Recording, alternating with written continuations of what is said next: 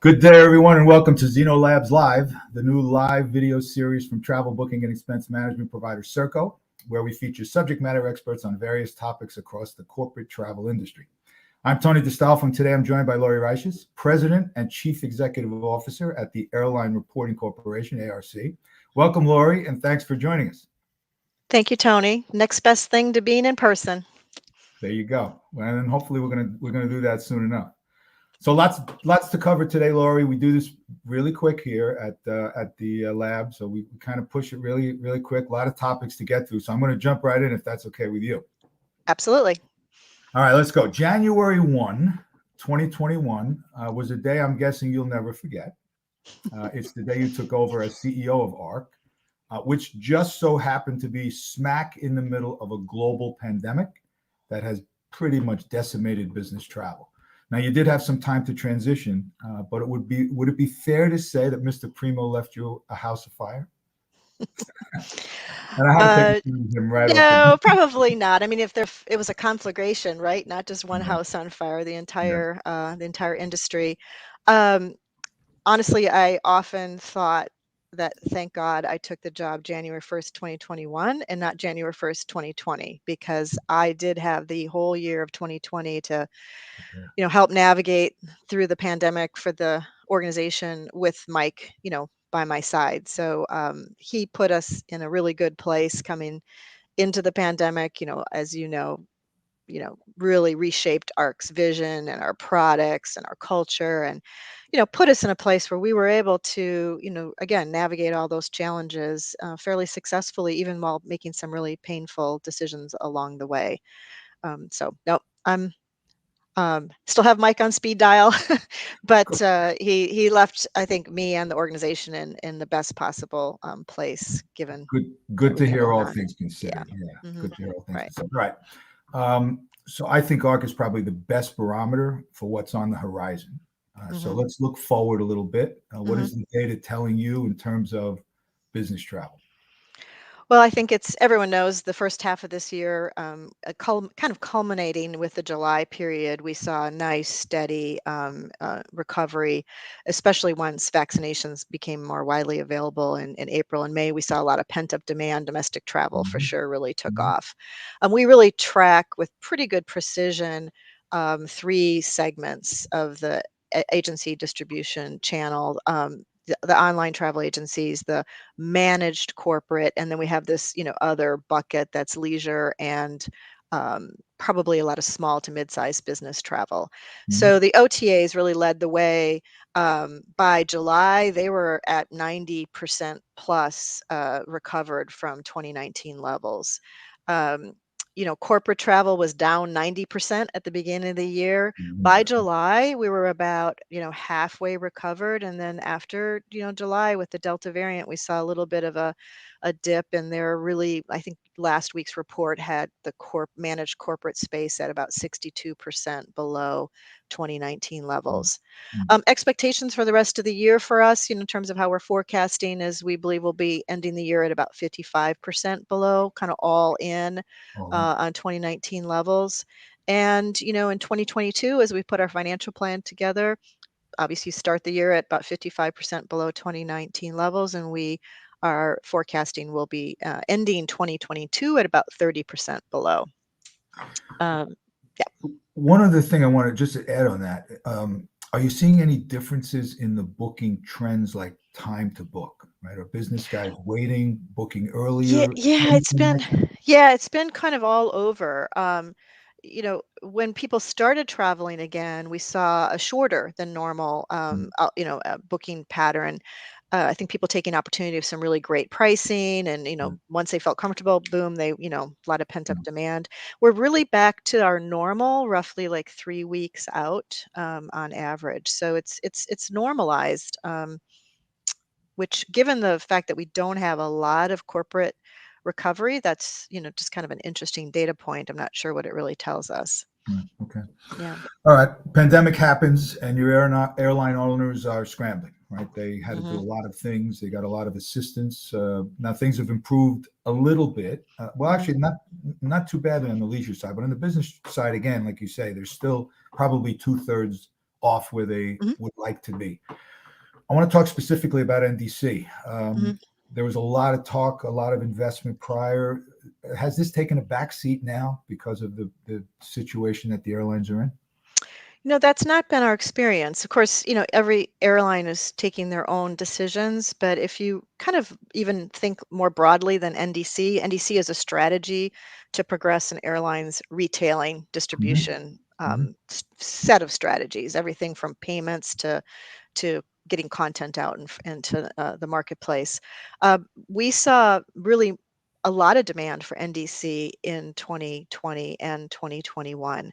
We have more airlines now implemented in the ARC system with NDC than we did prior to the pandemic. okay, So clearly there are airlines that have made the decision to keep going and prioritize the work to develop their retailing capabilities despite all of the constraints that they're under. And that's really what we've heard from the airlines is they only have so much money to spend on technology projects, and more often than not their retailing strategy, whether that's NDC or other flavors of means of getting their product out into the marketplace, have taken a priority for them.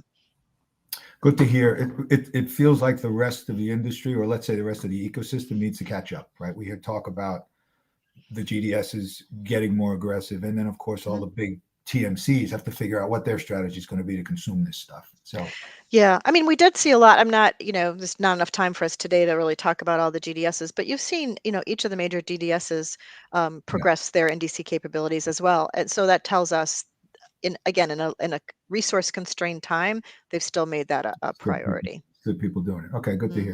Hmm.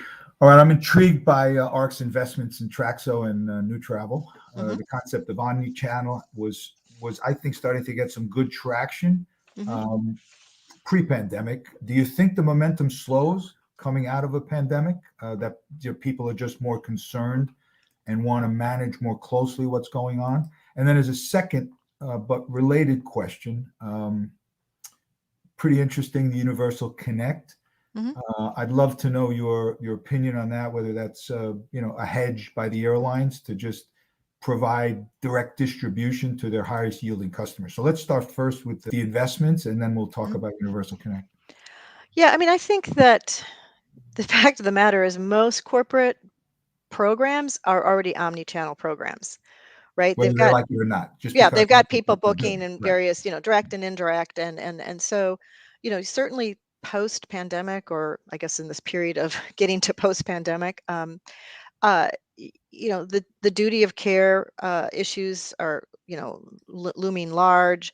The desire to have the optimal traveler experience feels just as strong kind of pre-pandemic as post, or in this in between period. So my read of the marketplace is there remains a lot of interest by some buyers and many suppliers to find a more effective direct distribution strategy, and with acknowledgement that it's not a binary experience for customers. That buyers and travelers have times when they want to book direct. That's an optimal experience for them for whatever reason. I think this is very true of the road warriors, the frequent travelers, Mhm. given the kind of capabilities that you have in the mobile apps today for Mhm. suppliers. Yet buyers want to have their arms around their entire program. So, we're still really bullish on the vision that there's a retailing experience. Travelers sometimes need a lot of help from their TMC. Other times, want to be more independent, but yet have the TMC, having their back if they Waiting get in the on the room. road and need to make changes. And so, Right.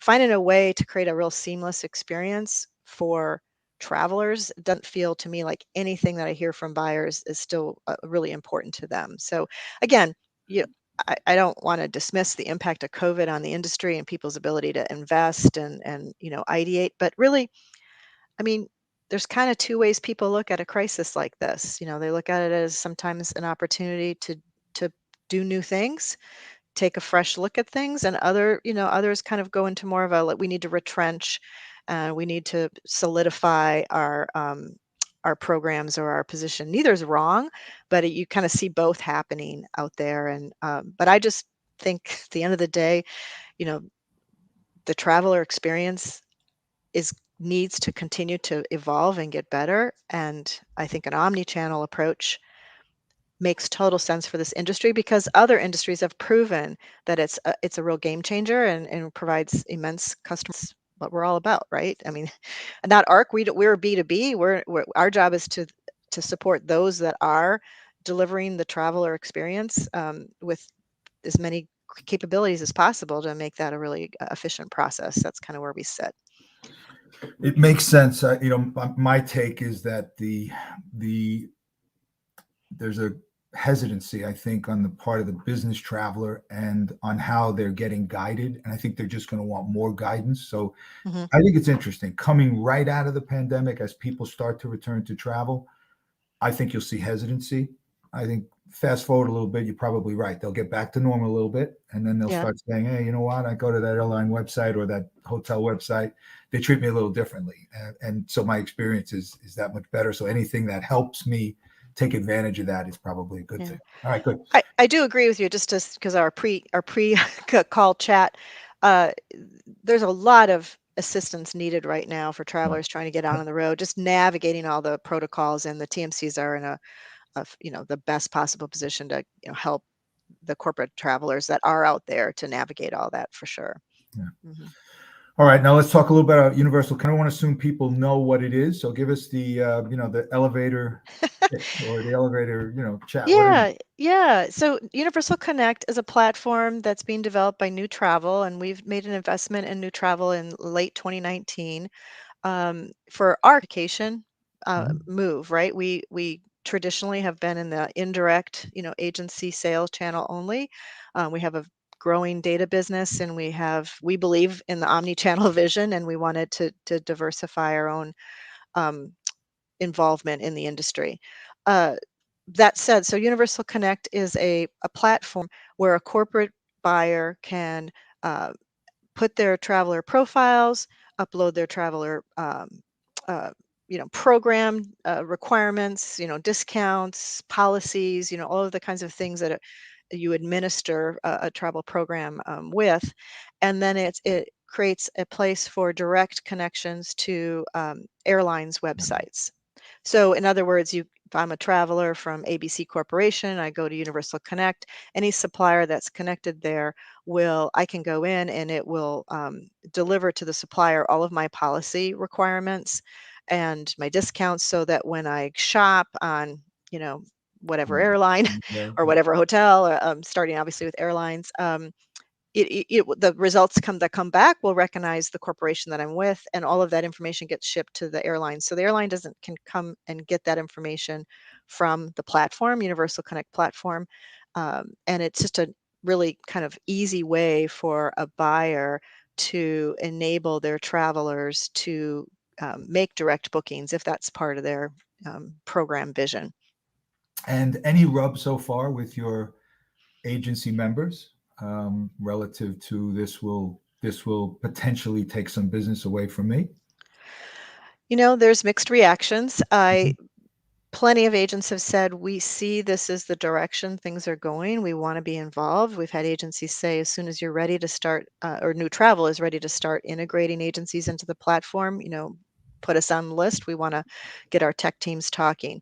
We've had others that have raised questions and concerns about it, and Mhm. there's no, I won't be coy about it. There is a shift in the agency role to one of servicing, Service. Mhm. duty of care, reporting, all the other elements besides sort of the booking path Mhm. Mhm. when there's a direct booking. But again, the old thinking, Tony, I mean, how many years have people been talking about direct versus indirect? This kind of binary choice, that just doesn't feel like the world that we're in today in other industries. And most of the agencies I think that we've spoken to are really directionally intrigued with this. They're, trying to think through its priority for them as well, based on what their customers are asking. So you can't make change without change happening and Yeah. change impacts everybody, and people have to sort out, what's my value proposition when with this shift. And I think there's a lot of that going on right now. And it's an interesting time because the economics, the business models,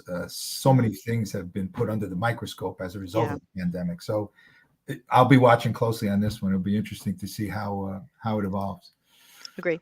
All right, so I'm very impressed with the direction your predecessor, Mr. Primo, took relative to the new arc. I call it the new arc, and you've been equally aggressive. So it's clearly the dawn of a new era at ARC, where you guys are getting more bolder and aggressive and doing more. So what's next? What do you guys have on the horizon? Well, certainly the omni-channel vision has just begun, right? Okay. There's some investments we've made. There's work that we're doing. We think a key concept that ARC could provide into this mix is something we're calling unused ticket value ledger.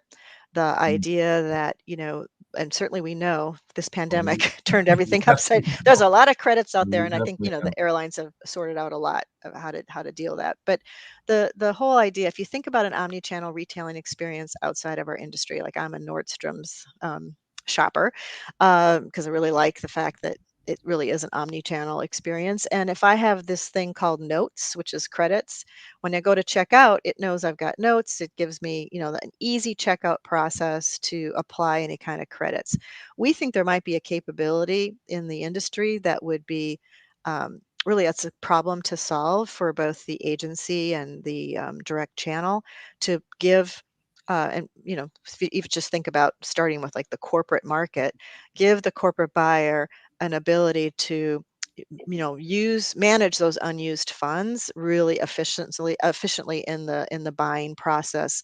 One of the issues for a corporate buyer, this is, we I I buy the ticket, I don't go, it's still in the credit is actually in my My name. name, not Right. the organization's name. So again, I think there's a lot of back end ways people have been dealing with this, but it's not highly efficient. So ARC tries to look for where are the problems that impact a lot of people, a lot of airlines, a lot of agencies, and is that a problem that we can solve by making a more efficient capability that's kind of, you know, I don't want to say like neutral, but widely available to all. That's where we really try to play, and so we think that's interesting. Certainly, there's a ton of work around data. We're really data obsessed here at ARC. We're really Mhm. building up those capabilities. We see lots of opportunity in the data space. We have a great partnership with IATA. Many people don't know that we are the stewards of the industry's largest repository of airline ticketing data for both the direct channel and the indirect. So lots of opportunity there. So those are the things that we're thinking about. But don't lie. Don't let me leave you with this feeling that like, oh, omnichannel's done. No. We think there's a years and years and years of work ahead with that to bring at least some of that vision to life in my career. No, For strategic direction. So yeah. something far reaching, but the Mhm. unused ticket thing is an itch that needs to be scratched, right? Yep. People are Yep. struggling with it today. So good Yep. stuff. All right. Mhm. All right, we're going to move into a couple of quick hit questions, something we call the Zeno Zone. Get to know a little bit more about Lauri, the person. So I hope you're Okay. ready for this. This one scares me because this one I don't know anything about. Yeah. All right, so first question, I'm curious if you have one very major business decision to make, and you can make one phone call, who gets the call? Probably the chairman of our board, Bonnie Okay. writes. Bonnie was part of Gordon Bethune's turnaround team, and Mike brought her into the organization Ah, as our chair. She has relationships galore in this yeah. industry, and um, that she strikes a really great balance of she is objective and kind of sees big picture, but yet knows a lot about what ARC can and cannot do well, and just where we are as an organization. So she'd probably be big business decision. I'd go to Bonnie first, and then I'd probably tap a lot of other people too. Well, that's good. Okay, good to hear. All right. Three dinner guests, anyone, this is dead or alive, anyone in the history of time, you have Oh my three dinner guests God. to put at a table. So who's going to be at Laurie's table? I think Mark Twain, because I like his writing and he's got a great sense of humor. This is probably a very cliche question, but no one's ever asked it to me before, so I don't have it prepped. Mark Twain, uh, I'm a big fan of Ruth Bader Ginsburg. So, of course, all these people are no longer with us. And who'd be the third? Jane Goodall. Yeah. Okay. All right. So Mhm. she's going to lead the conversation, I assume. Yeah. You're just going to observe. Yeah. Well, I've heard her speak, and she's really pretty fascinating. So, Okay, yeah, cool. that's my dinner party. It's All kind of right. an Got it. odd Now, group, but yeah. follow up to that one. Are you guys sitting in a fine dining establishment or a dive bar? I'm going to take a guess on this one. I think I know. But go ahead. Fine dining or dive bar? I think this is definitely a dive bar group, although so maybe I need to rethink my dinner guess. But you can't see Mark Twain's got to be in a dive bar, right? Yeah, well, that's what you think. Yeah, I Yeah. guess. We'll see. I don't know. I don't know. Crazy question. All right, cool. Last question. Mhm. It's not actually a question. You're an industry insider with a Mhm. lot of knowledge. So I ask everybody going out the door, Lauri, give us a prediction of something you think is going to happen in our industry the next 12 to 18 months. That's the horizon.